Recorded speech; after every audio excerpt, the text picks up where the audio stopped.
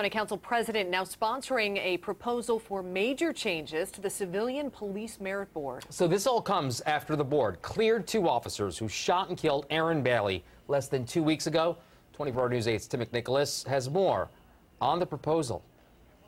The proposal from Council President Vop Osili would expand the board by 2 members and restructure some of the board members' terms. This will be introduced to the council at a 7 o'clock meeting here tonight. The board finds that there is no violation. The merit board cleared officers Michael Dinson and Carlton Howard in a 5-2 vote. Mayor Greg Ballard chose 4 of the 7 board members. The City-County Council appointed 1, and IMPD officers voted in 2. All of their terms will expire at the end of this year. Should we go ahead and get started? Osili didn't return our message today, but last week he said there are, quote, ways we can work on the merit board. His new proposal would let the council and police each pick 1 more merit board member. It has been very effective in the past, and I want to make sure it's effective again in the future. Councilor Mike McQuillan is the Republican minority leader. I'm just concerned about anything that might bring politics into the issue.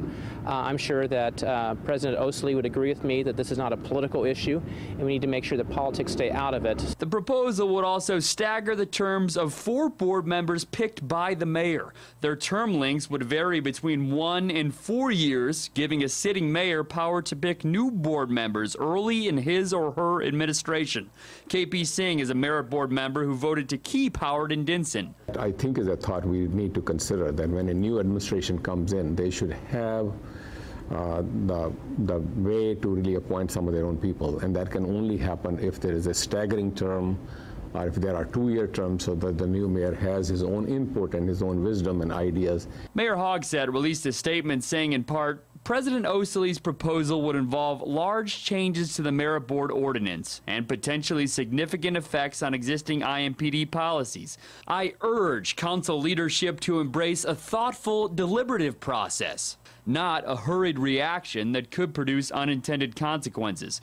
Police Union leader Rick Snyder said in a text message, we strongly encourage counselors on both sides of the aisle to tap their brakes and slow down any discussions about changing rules after the fact. I anticipate giving it a fair read.